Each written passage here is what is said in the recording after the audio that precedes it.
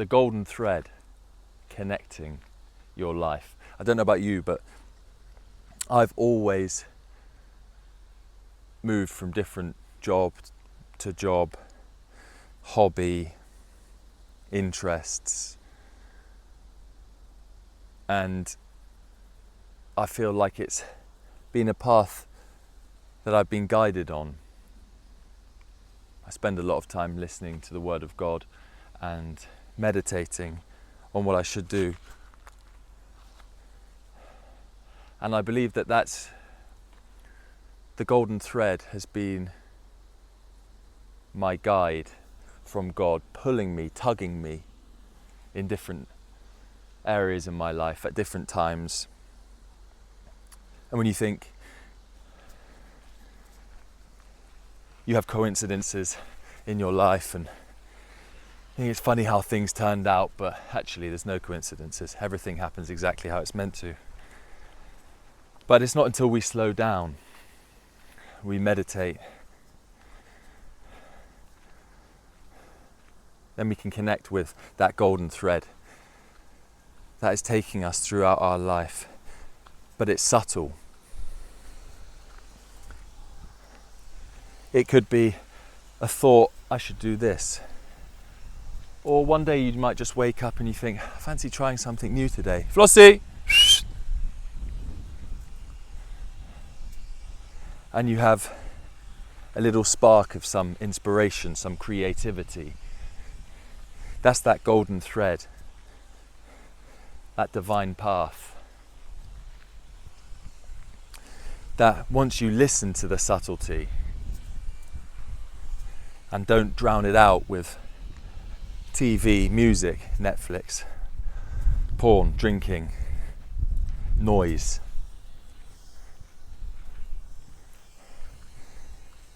Sit in silence. Try not to just spend too long endlessly scrolling.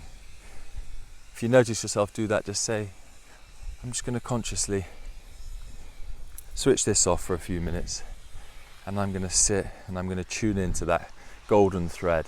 I'm going to tune into my intuition, the Word of God, whatever you want to call it.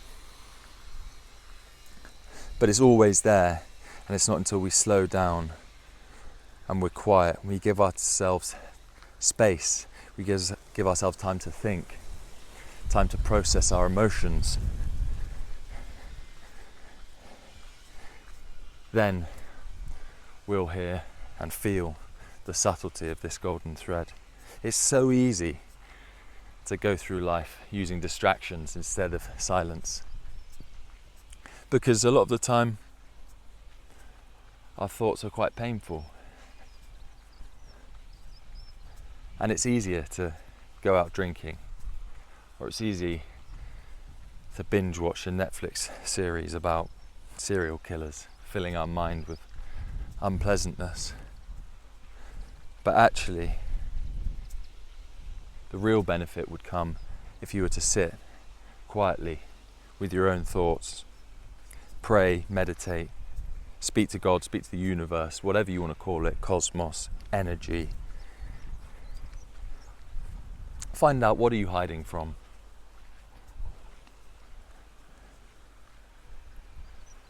Process these emotions, feel the emotions most importantly. Don't let your ego hide these things from you, because it will. And it's so much easier to avoid a difficult emotion or a difficult feeling or processing something. And you might think, I'll forget about that. I won't think about that. The Body Keeps the Score. Fantastic book. But the body really does keep the score. Flossie, where's a stick? Find a stick. The body does really keep the score. And when we try and suppress these emotions, we say, I'll forget about it. I won't think about it. It will manifest in other ways. Autoimmune conditions, sicknesses, illness, mental or physical.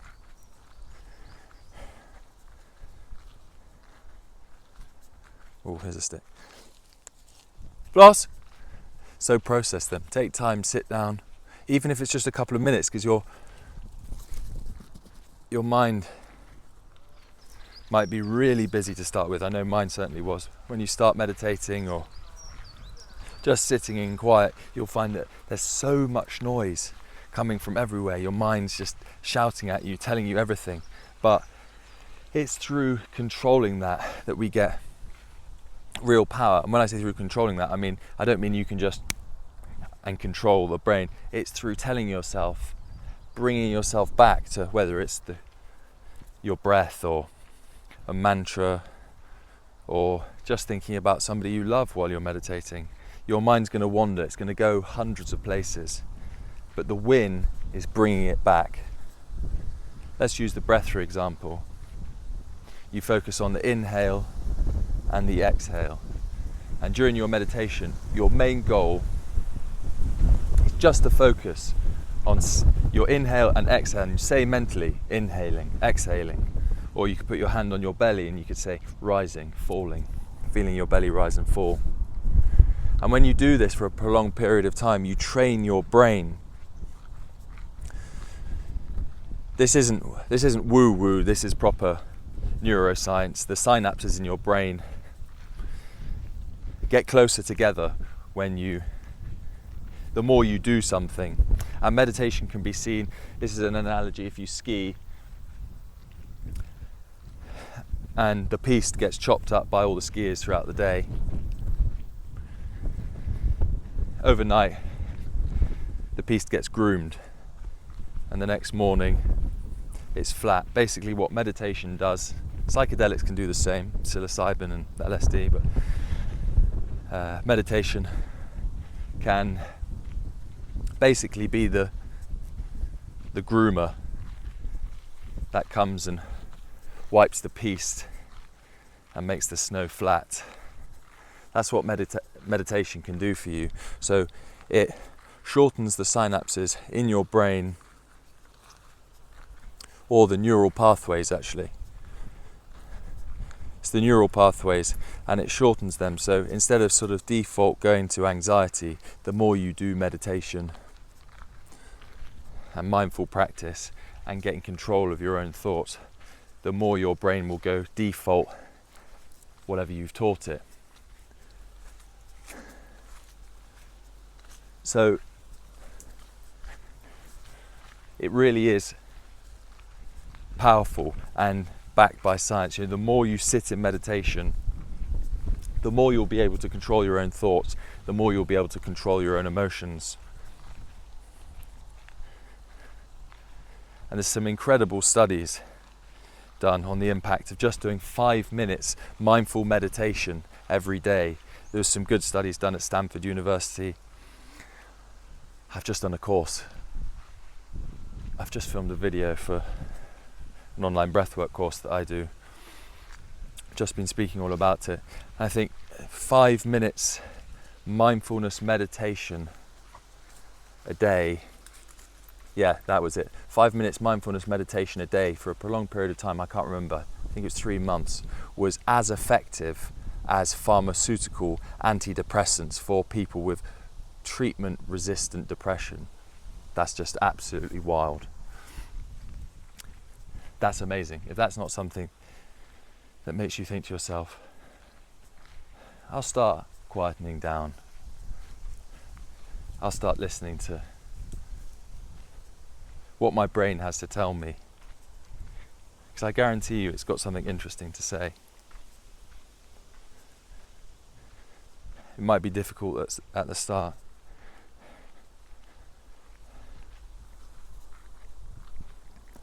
But it will get a lot easier, and you'll just find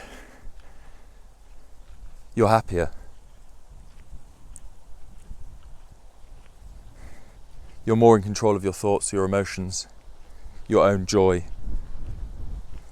Distractions and things don't affect you as much. So slow down, follow that golden thread.